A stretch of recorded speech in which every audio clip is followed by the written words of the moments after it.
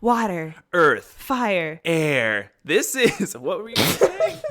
This is Yip Yip. Hooray! An Avatar podcast.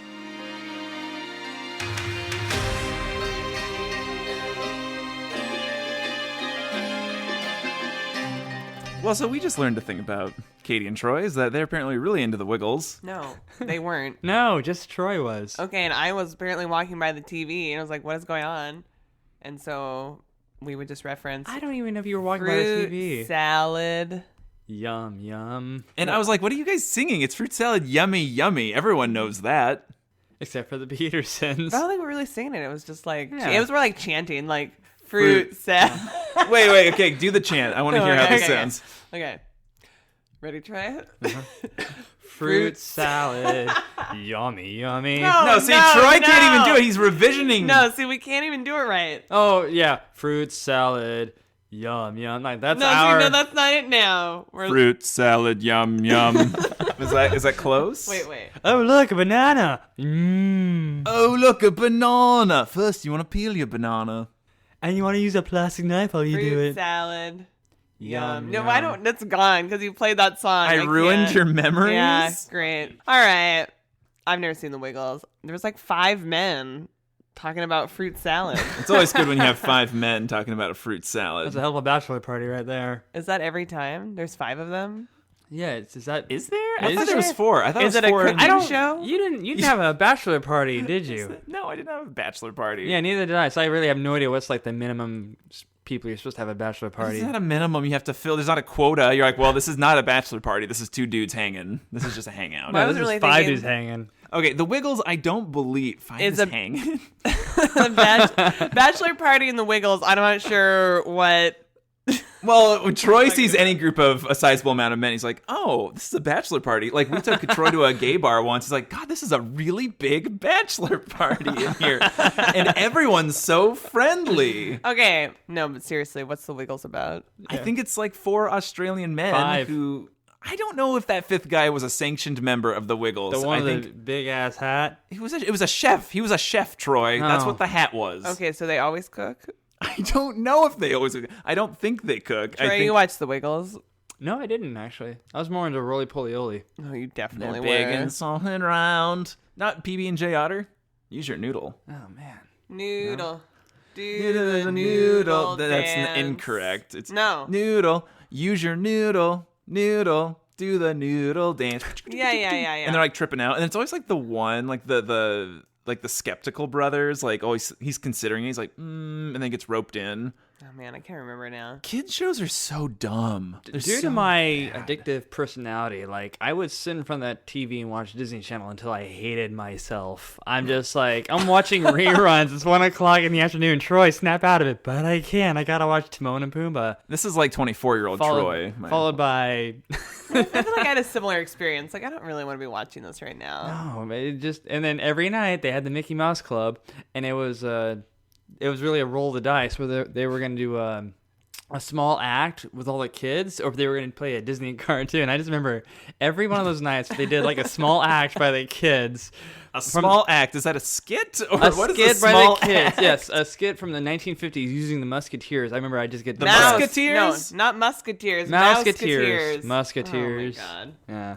This is the 25-year-old me trying to figure it out.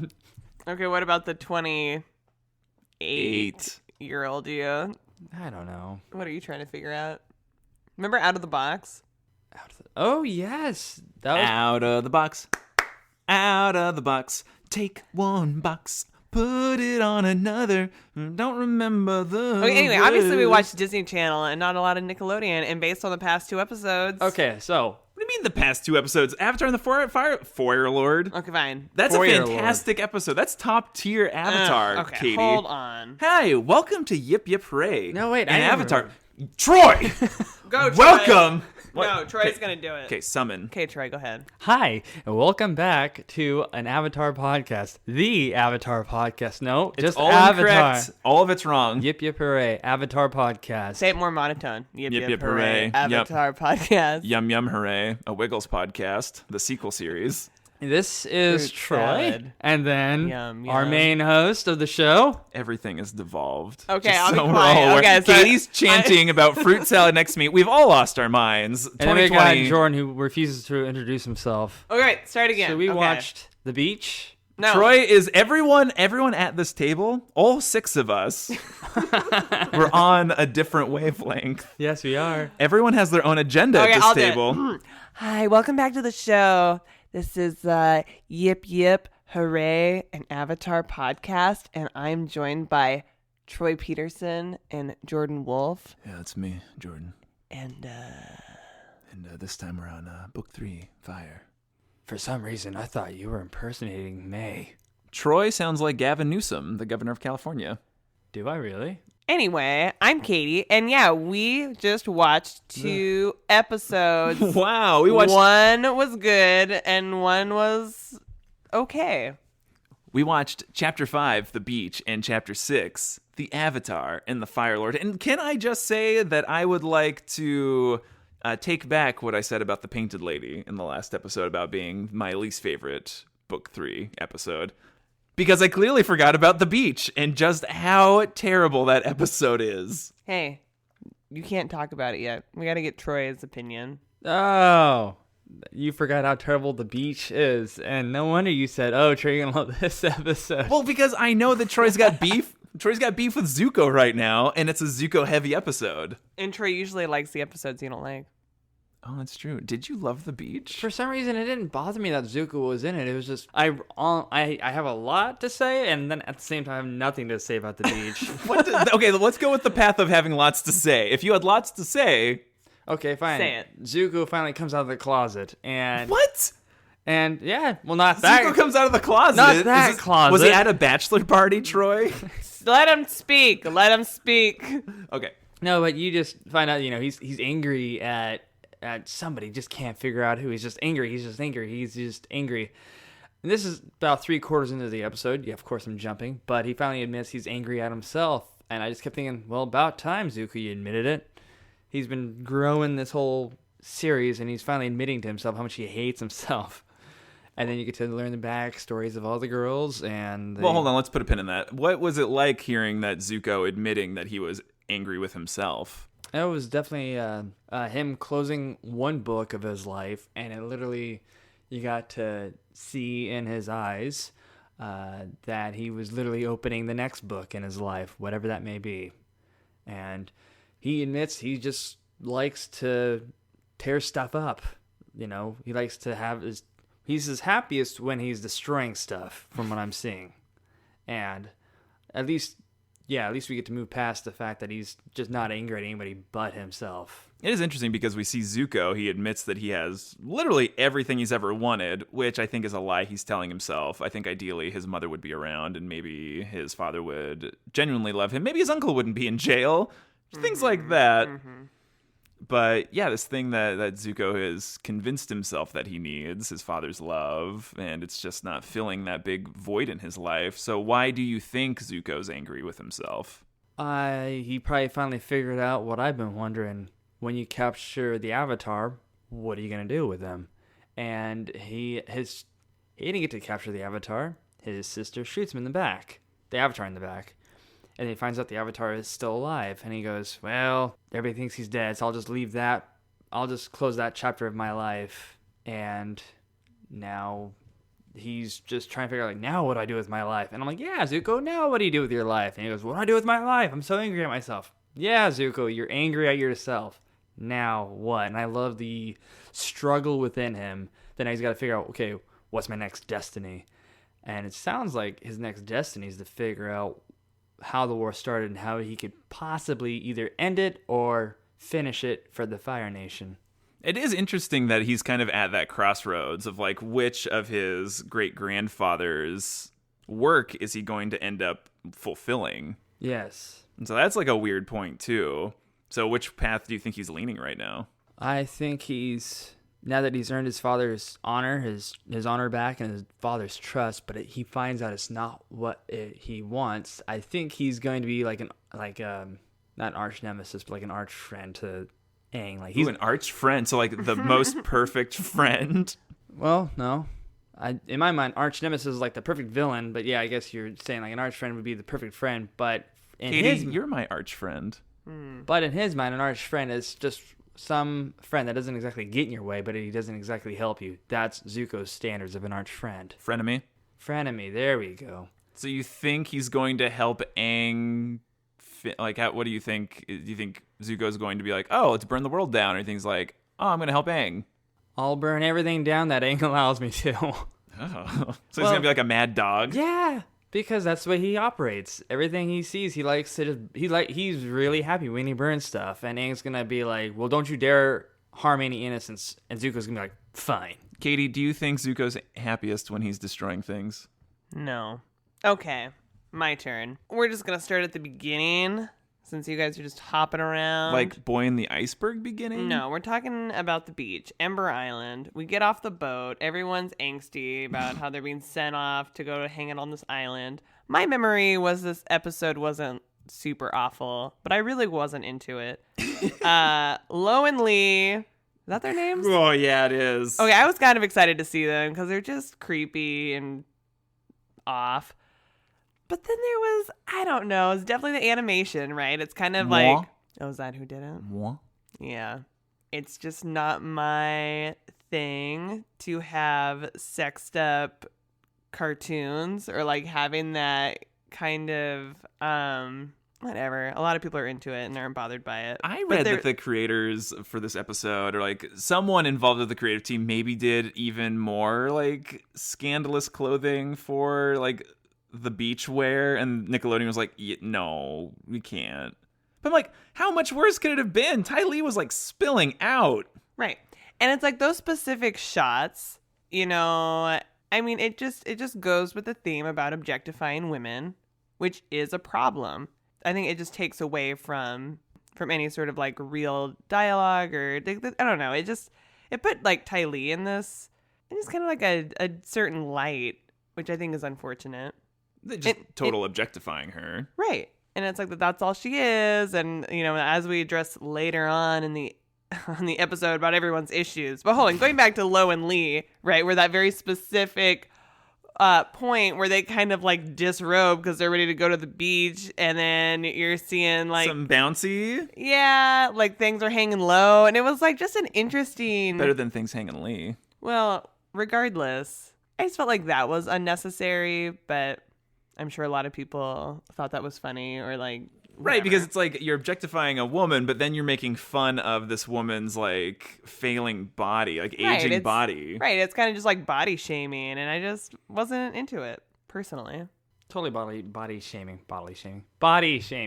And it kind of goes back to society's double standards on women in general. I mean, Ty Lee, Mai, and Azula, they all have very distinctive personalities. Ty Lee's like way out there. She's just fun and giggling. She likes to have fun all the time. Whereas Mai's just very, very reserved. She's just totally bored with life. She just can't stand life in general, really. She's just like, I don't know if she can't stand it. She's pretty apathetic and pretty removed. Like, nothing's really gonna shake her. No. And then Azula, you know, she can be both playful and she can be reserved, but she just likes to be dominating. She likes to have complete control over everything in her surroundings. And if there's any kind of competition, she's going to figure out how to kick out one leg at a time until she wins.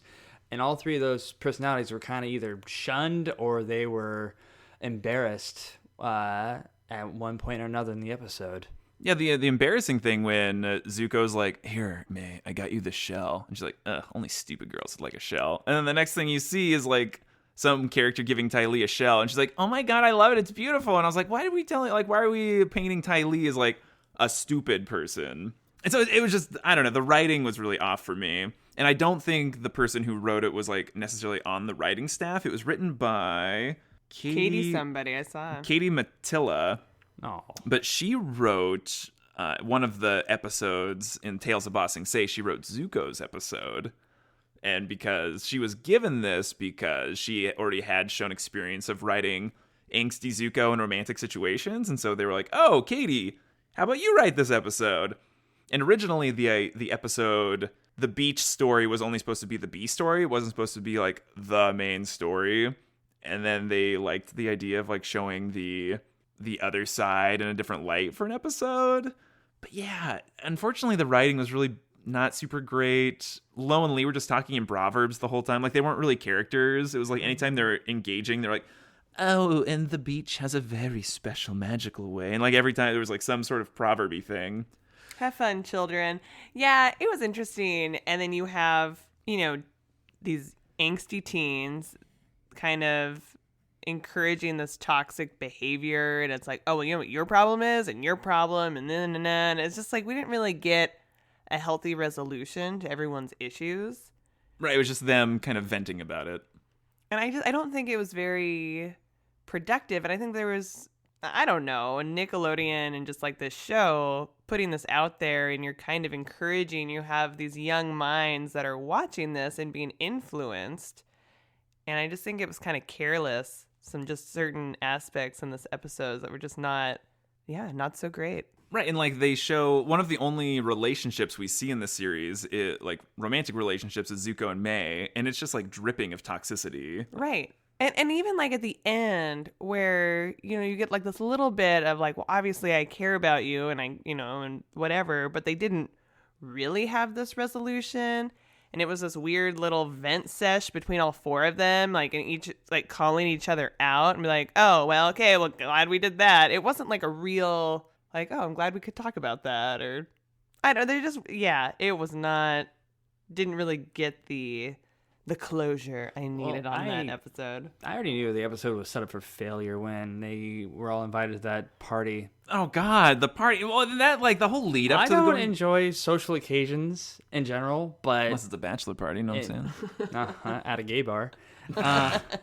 But no, and as soon as they got invited to that party, I'm like, yeah, that's right. Put a bunch of kids, probably all under the age of 18. Some of them are barely over the age of 18. Only two of them were invited to the party. Yeah, I know. And we're coming too. But like they're all like in junior high school, if that. Maybe I think they're in junior high. Those are some pretty muscular people. Yeah, some of the kids I saw. Also, we don't know if there's actually a formal school. But you've got 20-somewhat kids in the same room. None of their brains are fully developed yet. It's gonna be you're just asking for trouble. It's just a... Yeah, have you seen any teen movie ever? There's always a party and some shenanigans happen, and it's terrible. But apparently they took inspiration for this episode from The Breakfast Club. No, that was really poor. Yeah, and I just think... I liked the idea, right? That we were seeing this different side of these characters. And, right, it was really fun to see Azula in a different light, and she wants to fit in, but obviously she's still who she is, which is very intense. But yeah, and then I wasn't into like her like quick makeout with that guy. And I was like, Azula's character was kind of all over the place in this episode. Like she had moments of like peak Azula where she's like conniving and manipulative, and then it was like awkward, don't know how to socialize Azula because obviously very sheltered life. But it was like she was just bouncing back between those personalities, sometimes within like the same scene. And it was like kind of like jarring. And I kind of think they didn't want to allow more character growth for these characters because we've seen them as villains for so long. And so I don't think they would have given the space for Zuko or Azula to really have that kind of coming to Jesus talk where we could have felt closure, because that's just not where we're at. But I'm surprised they didn't do it for Mai and Ty Lee, people who we don't really have that like connection with. Like we're not seeing Mai and Ty Lee as being pretty fundamentally evil, where Azula like tried to kill Aang by shooting him with lightning in the back. So I don't really want to sympathize with Azula at this point. Right. Oh, I'm actually proud of Azula. She like as emotional as that campfire got, like nothing from the day really actually got to her. Like you never really got to see like the vulnerable side of her. I'm like, okay, she's a through and through baddie. Like she's like, okay, you guys all had tear dropping stories. Boo hoo, my mother, she called me a monster. And she just like lets it eat at her for just a second. And she goes, well, she was true, so she was right, of course. Yeah, but still hurt. Still hurt, winch. God. Okay, but then like the resolution to the whole episode was toxic too. Like these people that we had like an argument-ish with. Azula's feeling salty because Chan, when she had like the makeout, wasn't really into her like going berserker with like talking about their future and pieced out. And so then the solution to this episode was that we're going to go back to this guy's house. They really didn't do anything bad to the kids, and we're going to trash their house. Yeah, it was odd.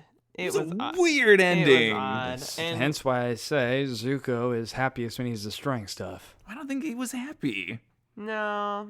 No, but it makes sense. I think he's happy when he's destroying things that are representative of his painful past. memories of his past. Right. Yes. Right now, that's how he knows happiness, is if it relates to his past. And his past usually means either tracking down the Avatar or pushing and shoving and destroying whatever gets in his way. Well, it's probably therapeutic.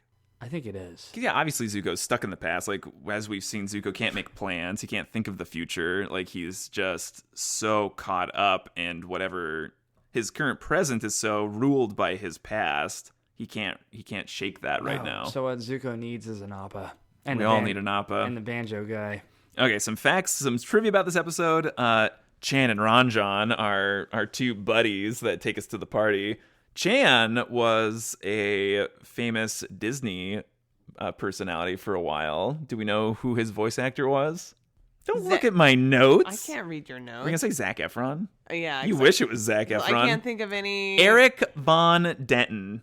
Oh. We got Brink himself as Chan. That's nice. Who makes out with Azula.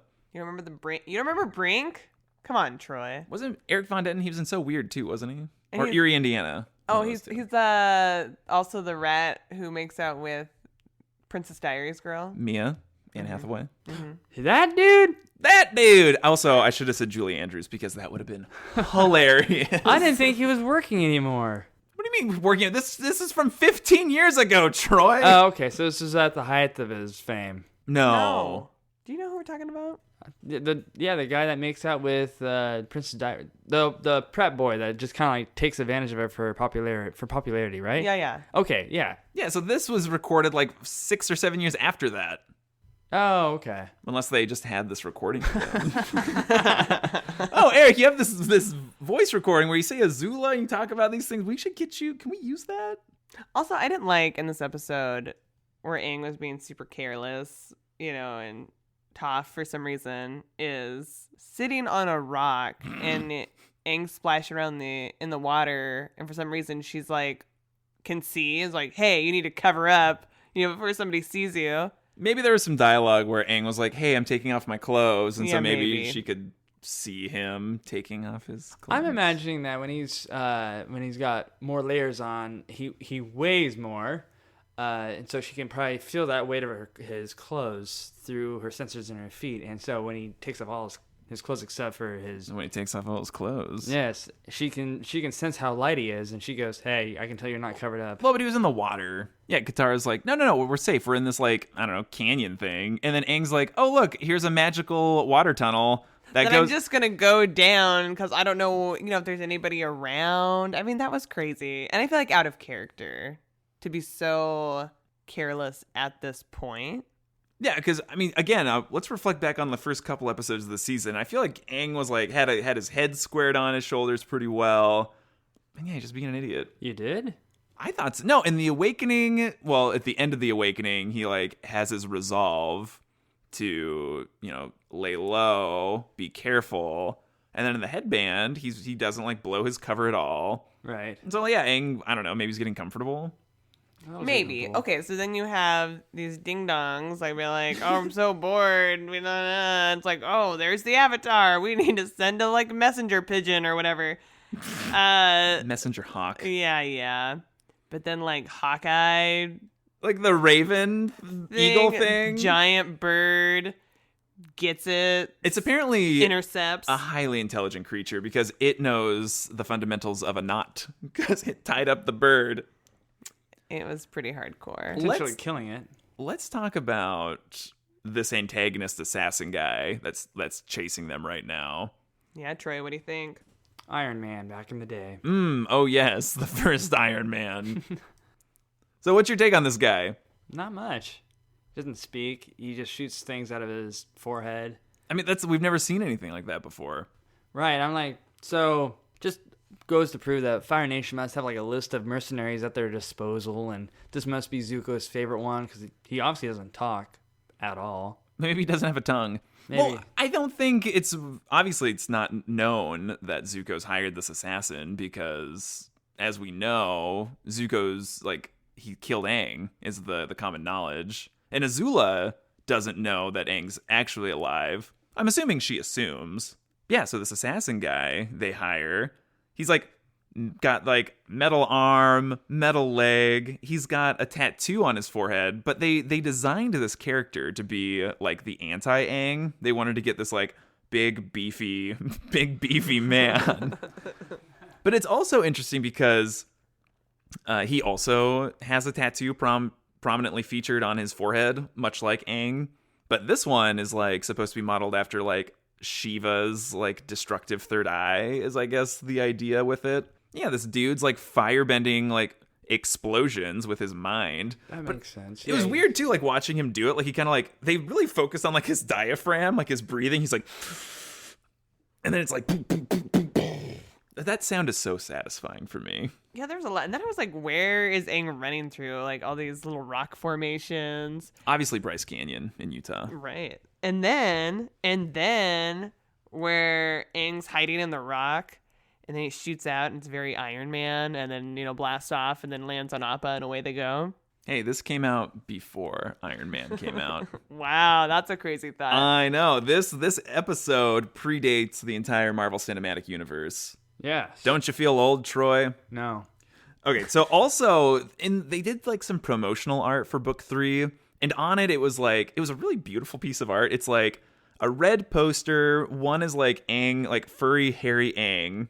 Only on his head. It was not everywhere else. He didn't have, and he wasn't a furry. It's Aang as Appa.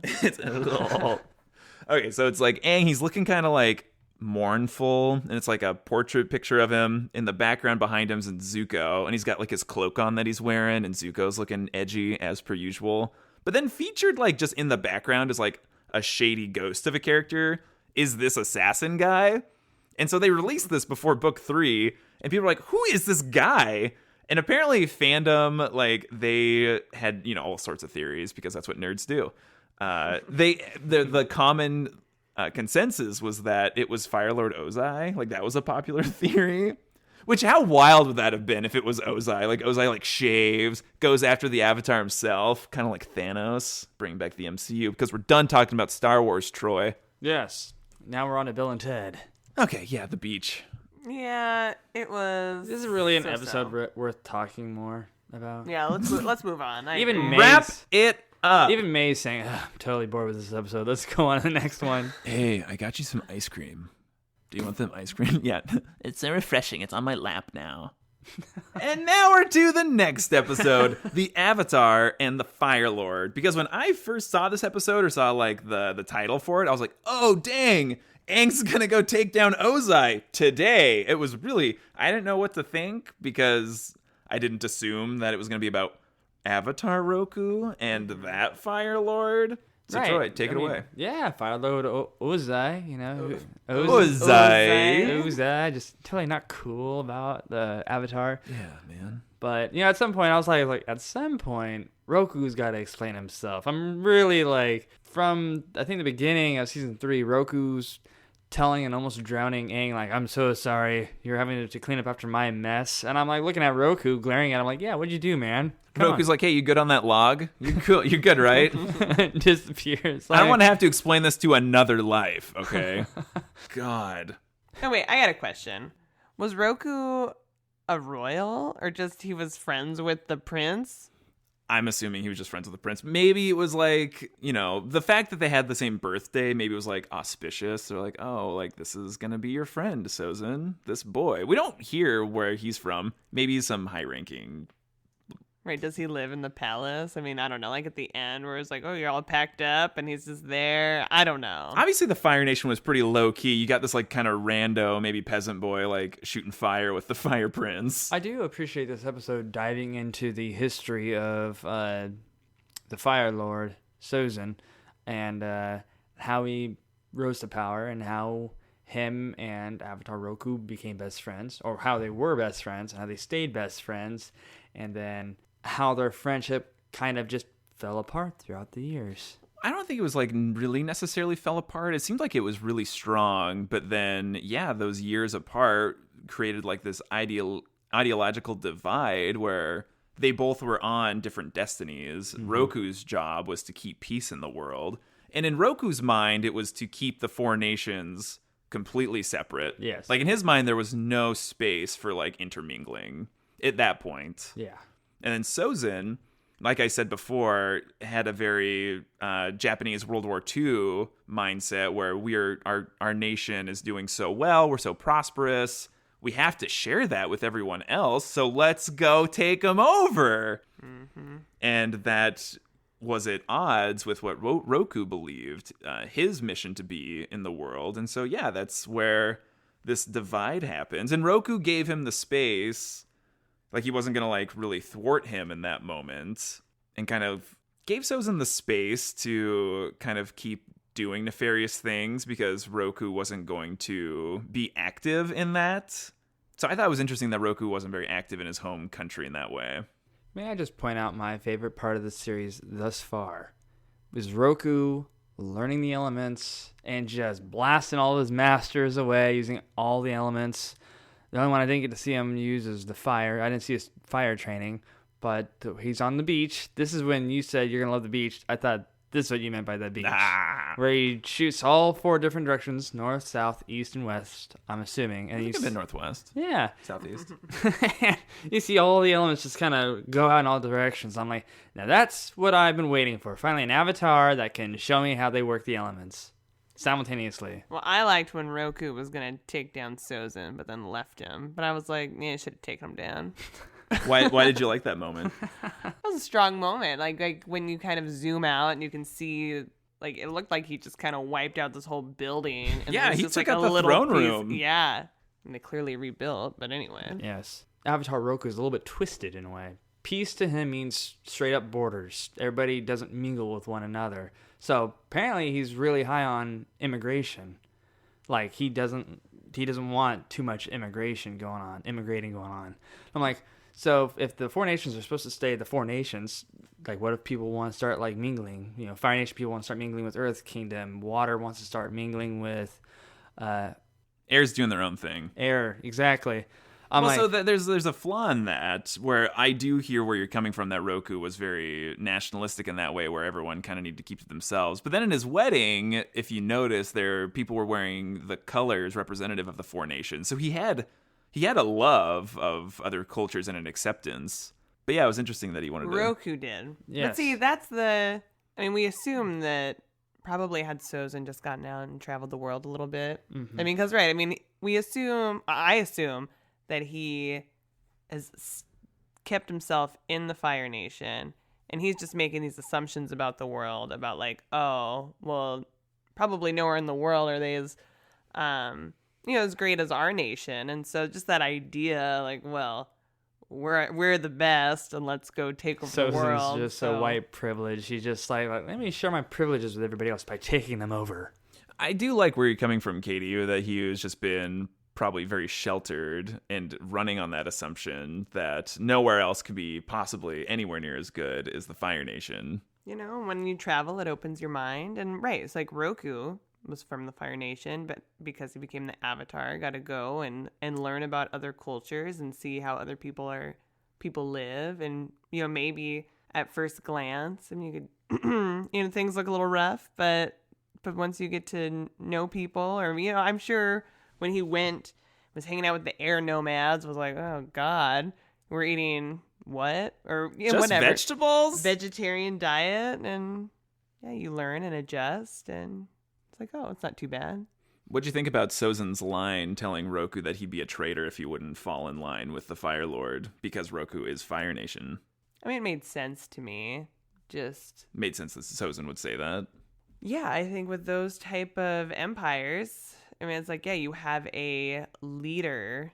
It's not a democracy, even though sometimes I feel like some people think the U.S. has a leader that everyone needs to like bow down, but that's not the case.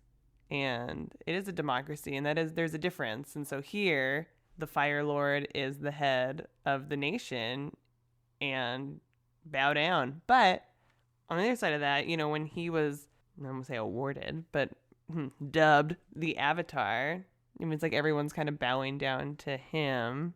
And Sozin hesitated. I mean, because, right, it's like, right, who's, it's like, yeah, like, who's in charge here? Me or you? And it was like this power struggle. Like the Avatar, like what his standing is in the world versus mine as one of the leaders of the world. Right.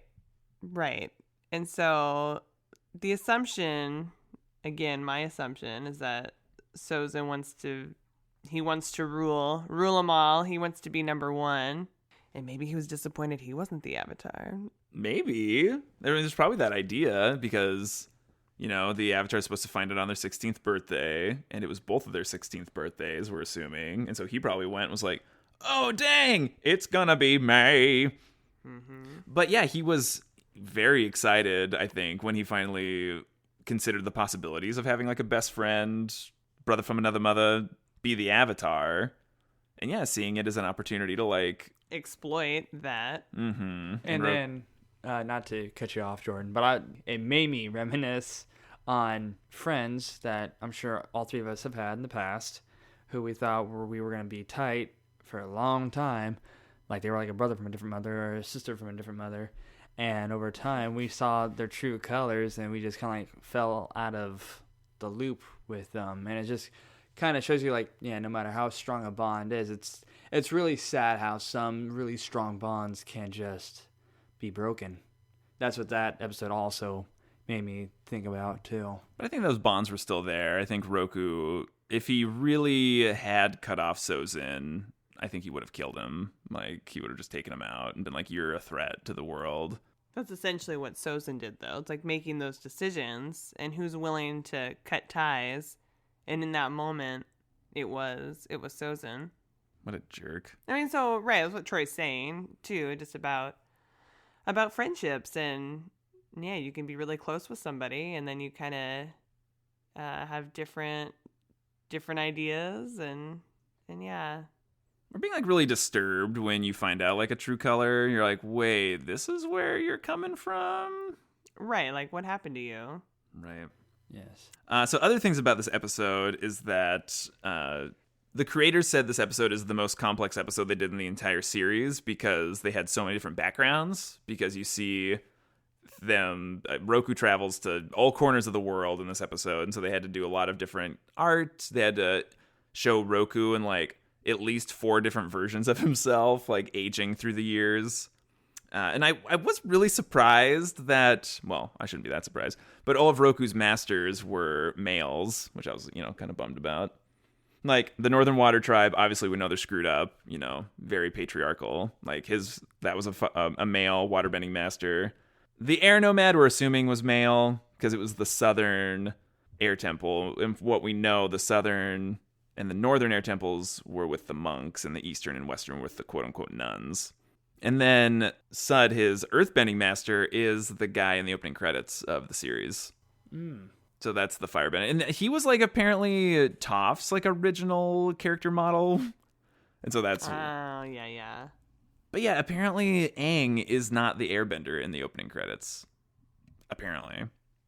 Like the creators have said that before. Nope, it's Monk Gyatso. I've heard people be like, oh, it's probably Gyatso. Also, what did you think about learning that Gyatso and Roku were friends? I was not surprised. Never. Not surprised. Never. I thought it was nice and right that friendships can transcend. I was really hoping that his earth-bending master would have been like, I was going to say Boomy, but that would have been far too long ago. Boomy wasn't even a child yet. Right, because Roku died... 12 years later, Aang went into the ice, and so Roku's been dead for 112 years at this point, and when he died, he was an old man. So really, this show really took place like 180, 170 years ago. I mean, it's a long ways in the past. Oh, yes. Well, and Troy, you made some comment earlier about you were trying to figure out where, like, if Roku is kind of Aang. Oh, yes, that's right. Right before we started the podcast, I was like, so as Zuko's talking to Iroh, rest in peace, Mako. As Zuko's talking... Mako. Mako? Oh, I'm sorry. Anyway, No, he's talking to Iroh, and he's like saying that Roku is Zuko's mother's grandfather. And that was an awesome reveal to find out. But I'm like, so if Roku is the great-grandfather of Zuko and Aang is the successor to Roku, I'm like, where does that put Aang and Zuko's relationship at? Well, and they're not blood related. No. It's a reincarnation. Yeah, they're spiritually related, though. They are spiritually related. And so it draws even more into this idea that Zuko and Aang are on parallel courses with each other. And that their journeys kind of mirror each other. And they're intrinsically connected. Yeah. So, yeah, I think Zuko probably was going through a whole rush of emotions in that moment, finding out that Roku is his great-grandfather, because what we know so far is that the Fire Lord, or the Fire Nation, I think probably just kind of hates the Avatar in general, because I don't know how we assume Roku is presented in the Fire Nation. Like, do we think he's talked of fondly? Right, like what are they teaching at school? Aang's got to go back to school so we can figure it out. Like, I'm assuming they don't like Roku because he was, like, at odds with Sozin and, like, destroyed the throne room. They probably think he was, like, some sort of terrorist or something. Maybe. And, like, not supporting, the Grand Master's vision of a, peaceful future. So Sozin spends the remainder of his time searching for the Avatar Aang, but never gets to find him. And that was 112 years ago. So how did they know that they didn't wipe out Aang? And so that's where I question it, because if they decided, because as soon as Roku is killed, Aang gets born. Yeah. And I got really emotional in that scene, like when Roku's going down and like there's that ultimate betrayal with Sozin. Let's come back to that.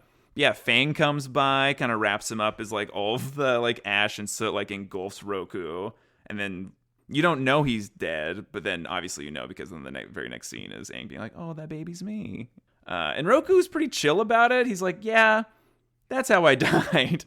Yeah. He's Which had to accept. I thought it was good. It was a good like mentor moment for Roku to just be like, "So this is my story. Do with it what you will." Okay, also, what's up with all the dragons? So everybody has a dragon. Roku has a red dragon. Sozin has a blue dragon. Well, I think it's kind of like how the air nomads were with Bison. Like everyone just kind of, I think probably well-regarded firebenders had access to dragons. Because remember, the lore is that Iroh killed the last of the dragons is what the story is. And so I think the Fire Nation... Wait, who did? Iroh. That's how he's Dragon of the West. Oh. So the story is like the dragons were like almost wiped out, and then Iroh was sent to, or like they knew where like the last dragons were, and so then Iroh went and killed them. So that's why it's called Dragon of the West. It was crazy. Finally heard Iroh speak. First time. So Mako, again, rest in peace, Mako. So the man who took over for Iroh's voice. Right, I had kombucha burp. Thank you. His name's Greg Baldwin, and he was like a close friend of Mako, and so he took over all of Mako's speaking roles. So like Aku and Samurai Jack was Greg Baldwin when the show came back. Yeah, Greg Baldwin wasn't my favorite choice for Mako, but I don't know what you were gonna do. Like Mako just had such a very specific warmth to his voice. Yeah, and just his delivery was so sincere and so pure. Yeah, I don't know how they could have done it much better. I mean, it was kind of a stilted performance by Greg Baldwin, but I don't know. I think it was the best with what they could do. Because I think I was so distracted by listening to his voice, I couldn't like really focus on the words he was telling Zuko. Me neither. I was just like, ugh. Because it was really important what he was saying. Because when you think about it, like Iroh's been giving him the cold shoulder for the whole season, and apparently it was the creator's intent to have Iroh be silent for the first couple episodes. So even though Mako died, like that didn't have, according to them, didn't have any impact on the fact he wasn't speaking. He's just getting shredded. So yeah, he tells Zuko this like really important thing, like, "Oh, you took that message in the wrong way. Like when I told you you needed to learn about your great-grandfather's demise, I didn't mean Sozin, pal. You got some secret history you got to work through." It's kind of interesting he doesn't know much about his mother's family. Yeah, probably intentionally. Well, probably. But okay, and the other thing about changing voice actors, I think that it's okay for him to sound a little different and a little more cold. Because yeah, I mean, I think he's in jail, not having a great time, so he shouldn't necessarily have warmth to his voice. I mean, as opposed to it being like in the middle of season 2, that would have been a really like a way harder adjustment. That's fair. But yeah, so he tells Zuko that basically, and I thought this was a really interesting thing, that like both good and evil are at war with you inside you at all times, just based on his genealogy. And then telling him that he's basically, in some ways, like the avatar of both Roku and Sozin's visions for the world.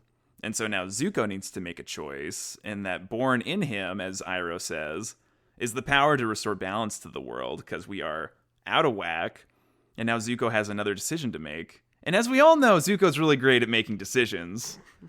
So it'll be really interesting for him, like what direction he will go knowing this, because before it was like, oh, any decision you need to make is because you are going to be the Fire Lord one day and you need to make these decisions with that in mind. And now it's almost like, well, you can make a decision for good because actually you are directly related to an avatar. So I know, I wonder if that was kind of what that reaction would be like, oh, my grandpa was the Avatar. I've been trying to capture the Avatar. Sis just killed the Avatar, kind of. You know, just like a crazy discovery. And then, right, do you think he feels like he should tell Azula?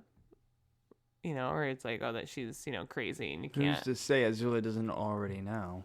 I mean, I'm assuming Azula wouldn't know. I think Azula's more like definitely a product of Ozai, 100%. And without Ursa being around, I don't see why he would ever feel it necessary to say that you are directly related to this person. And who knows, maybe Ozai doesn't even know.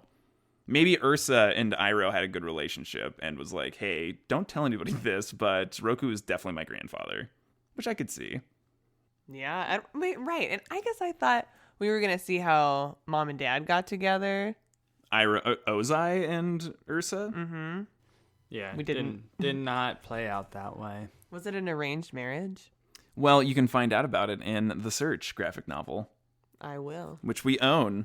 All right, more facts about this episode I thought was interesting is that we see Roku in traditional outfits whenever he's mastering an element. And apparently that's what avatars need to do. Like when they're traditionally, the avatar looks like they wear like the custom outfits of whatever culture they're in, which I thought was interesting. Like you see Roku in the Air Nation outfits. You see him wearing Water Tribe stuff. You see him in Earth Kingdom stuff. Another thing is that Sozin was 82 when he started the war, so when the comet came, and then he died 20 years later when he was 102. And so my question was, when he decided to start the war with the power of the comet, and he wiped out all the air nomads, how did he know that he didn't kill the Avatar? Because that's an interesting thing for me. Like, did he wait it out and was like, well, no one said like the Avatar was reborn in the Northern or Southern Water Tribe, so what's going on here? I don't know. Yeah, like, right, why would they kill? Yeah, that's just kind of odd. And I think that's like a lot of the first season stuff is like, oh, we're not going to kill the Avatar. We're just going to capture the Avatar. Mm-hmm. So you can't just keep like thwarting our plans. And in the very beginning of the episode, after Zuko's like wanting to find out more about his grandfather, he's looking at like the like official portraits of the Fire Lords. And that's when Azula's like, oh, it's never too late to go to the portrait. Make sure they get their good sign. So in the Avatar art book, they have pictures of the other Fire Lords. And so we know Sozin, Azulon, and Ozai, the most recent 3. But then they had 2 more. They never came up with names for them. But the first one of the 5, he's like got like this crazy receding hairline. He's got like a chin strap beard. And then he has like his imagery behind him is like fire, but then it's like ferns. Because I'm assuming every single one of those portraits kind of includes something about that Fire Lord or what they were doing, because Sozin's was him like holding a handful of fire and then the comet was over him. So it's like, oh, this is Sozin's like legacy. And then Ozai's portrait had like gears in it, probably about like the industrialization. It was really impressive the amount of thought that went into it. They don't have like any backstory for these first two Fire Lords, so there's some sweet fan fiction just raring to go. Wow. But the first guy, yeah, he has ferns, and so I'm like, ooh, maybe he was like a lover of the plants. Maybe he expanded the Fire Nation. He was a botanist. Maybe he's a botanist. But the second guy was interesting. He had like intense mustache, like mustache for days. But he, in his hand, he was holding like a mechanical sun. So, I don't know, it's kind of weird. Mechanical sun and then a lot of clouds. So I'm like, oh, what did that mean? But, I'm like thinking about it. Very interesting to me. So, Roku and Sozin, like the crux of this episode kind of revolves around Roku and Sozin being at odds and being kind of at a stalemate because Sozin isn't going to make any big leaps with his idea for global domination, but I feel like he goes to the volcano when it's erupting, and I feel like he's going to help Roku or to like, don't you get that vibe? Okay, wait. Also, I feel like Roku didn't have to be right there inhaling all the toxic gas. I definitely feel like he could have been around it. He could have like water bend some water on it. I don't know. I just feel like there could have been a different solution. Like he could have gone Avatar state like at the very beginning to like, I don't know, put a giant rock on top of the volcano. Yeah. But was he doing all of that to like save the other villagers in the boats? Was that his goal? No, it was not his goal to save the other villagers. What was his goal? He was just trying to look cool. Oh yeah, Roku's just trying to look cool. He's like, oh, Tom in, check this out. Well, he's really trying to be cool when Sozin sweeps in to save him. He goes, and they're running down the side of the mountain, and he says, don't breathe in the toxic gases. But I'm like, none of them are covering their mouths, so they're obviously breathing in all the toxins from the volcano. I thought that was like, yeah, Roku's trying to die, and Troy's like laughing on the couch. Oh yeah, Troy's losing it.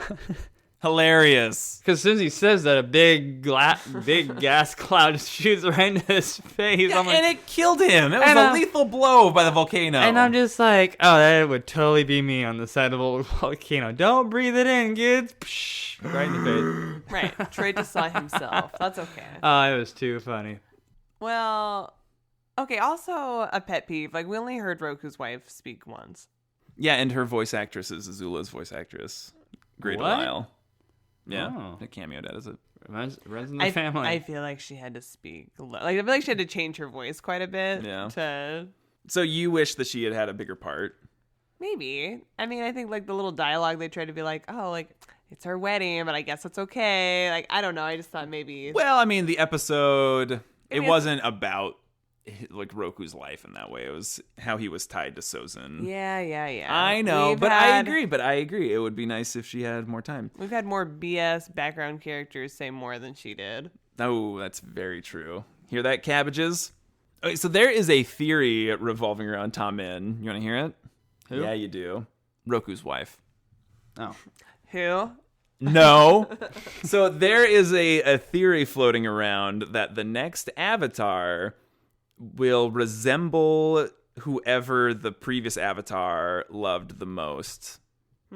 So when you look at Tamin, when she's young, she looks kind of like Aang, like the softer features, kind of a round face, kind of big, expressive, kind of gray eyes. Okay, think about it. Okay, you're absolutely right. Okay, yeah. I guess. Looks kind of like Aang and Drag, minus an arrow. And then Korra, the Avatar after Aang, looks kind of like Katara, who we know that Aang's like really into Katara, has love for her. Mm-hmm.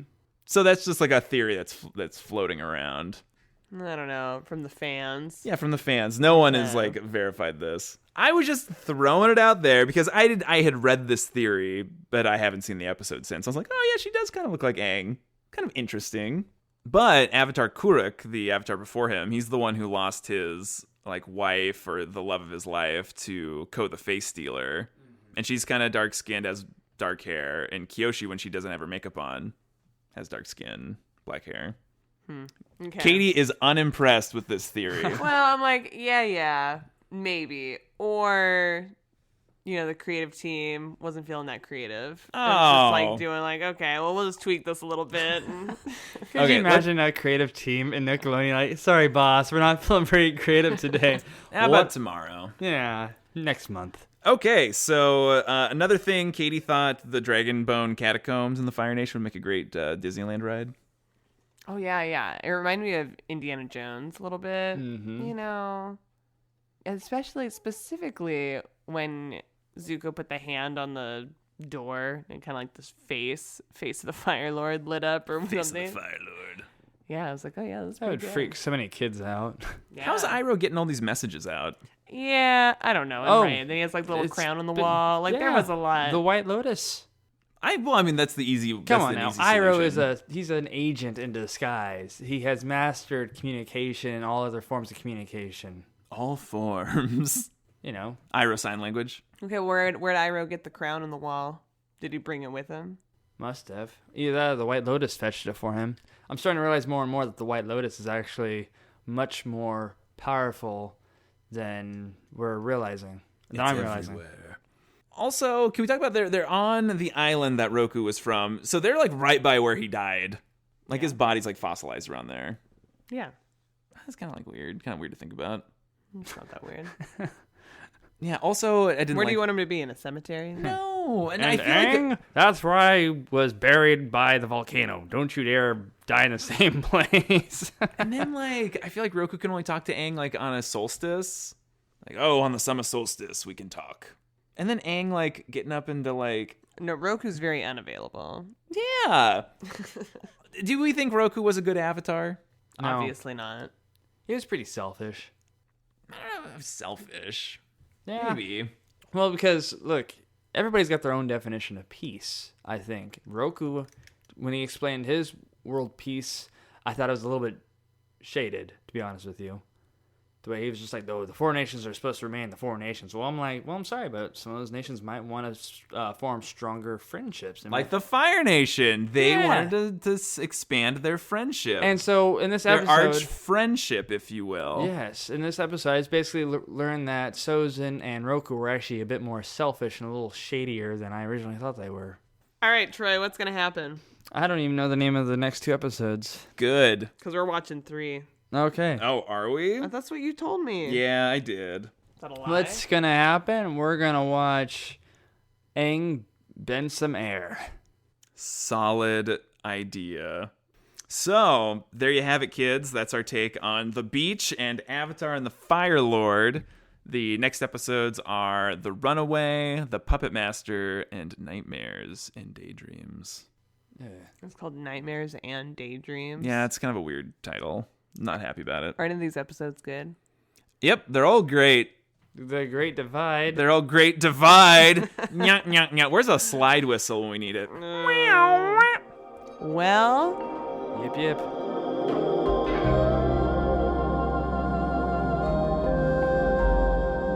Well, fruit salads.